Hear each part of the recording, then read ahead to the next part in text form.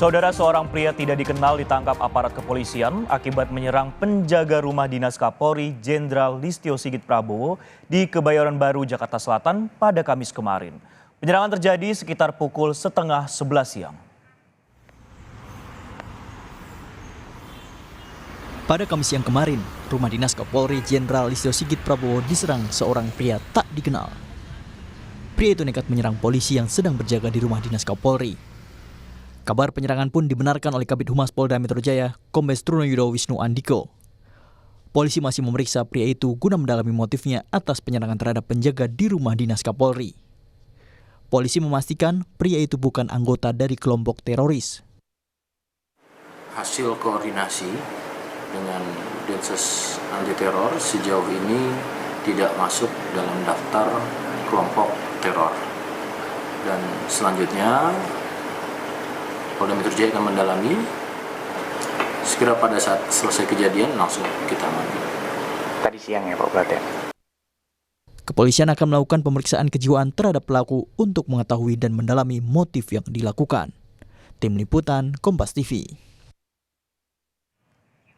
Untuk mengetahui lebih lengkap perkembangan kasus penyerangan rumah dinas Kapolri, kita sudah terhubung dengan jurnalis Kompas TV Gracia Adur di Polda Metro Jaya. Gracia, selamat siang. Apa ya kemudian yang menjadi motif penyerangan rumah dinas Kapolri? Apakah sudah terungkap? Dari tadi pagi hingga siang ini kami sudah berusaha mengkontak kepada Kabid Humas Polda Metro Jaya untuk mengetahui apa motifnya, tapi masih belum ada jawaban dari Kabid Humas Polda Metro Jaya.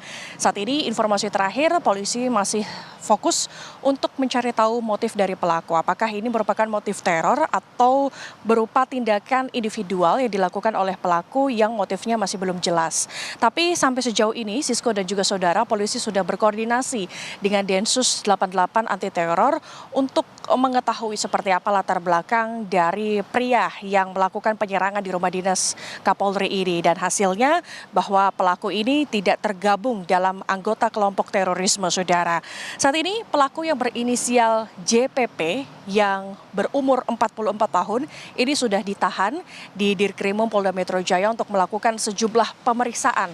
Salah satunya pemeriksaan yang dilakukan adalah melakukan tes kejiwaan untuk mengetahui seperti apa kondisi mental dari pelaku. Sampai saat ini juga masih belum ada jawaban yang disampaikan oleh Kabid Humas Polda Metro Jaya seperti apa hasilnya. Memang Sisko dan juga saudara menjelang pemilu 2024 hal-hal seperti ini, hal-hal kejadian seperti ini bisa saja terjadi dan ini sangat rawan terjadi. Hal ini mengapa? Sehingga ini tidak heran kalau semisal polisi ini langsung berkoordinasi dengan Densus 88 anti teror untuk mengetahui seperti apa latar belakang dari pelaku.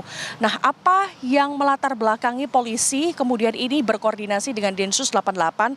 Latar belakangnya adalah karena pernyataan yang disampaikan oleh juru bicara Densus 88 anti teror pada bulan November 2023 yang bilang bahwa ada pengakuan dari salah satu tersangka terorisme yang tergabung dalam kelompok terorisme ini punya misi untuk menggagalkan pemilu 2024. Sehingga tidak heran hal inilah yang menyebabkan polisi langsung berkoordinasi dengan Densus 88 untuk mencari tahu latar belakang dari pelaku ini, saudara. Bersyukur hasilnya bahwa pelaku bukan dari bagian dari kelompok terorisme, namun polisi masih mendalami, masih melakukan pemeriksaan dengan memeriksa bagaimana kondisi mental ataupun kejiwaan dari pelaku.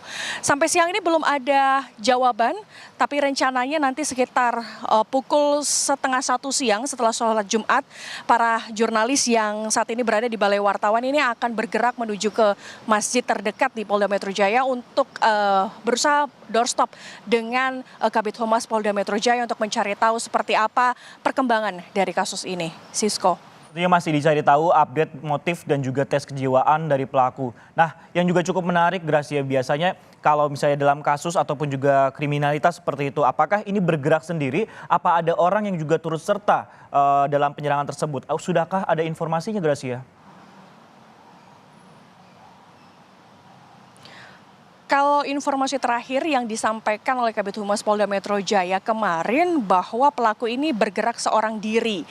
Tapi untuk perkembangan selanjutnya apakah dia ada bergabung dengan organisasi atau apapun, ini juga masih kita tunggu, tetapi yang sudah ditegaskan sebelumnya bahwa pelaku ini bukan merupakan anggota dari salah satu kelompok terorisme, saudara. Namun ini yang masih didalami oleh polisi karena sampai saat ini kronologinya seperti apa, motifnya seperti apa, ini yang juga masih kami tunggu informasinya dari kepolisian.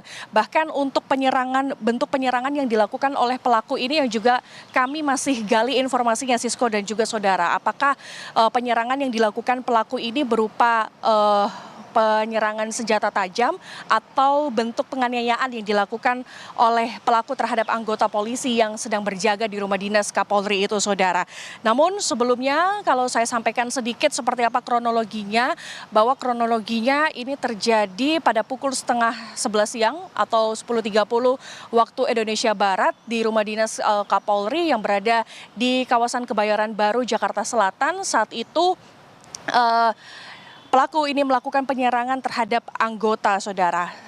Informasinya juga sampai sejauh ini kondisi di sekitar rumah dinas dari Kapolri ini juga sedang dijaga sangat ketat agar tidak terjadi hal yang serupa. Kita akan tunggu seperti apa, Sisko dan juga saudara, seperti apa pernyataan yang disampaikan oleh Kabid Humas terkait motifnya, kemudian bentuk penyerangannya seperti apa, Sisko. Baik, kami akan nantikan update terkini dari khususnya Polda Metro Jaya terkait kasus penyerangan yang dilakukan oleh orang tidak dikenal di rumah dinas Kapolri. Terima kasih, Gracia Adur.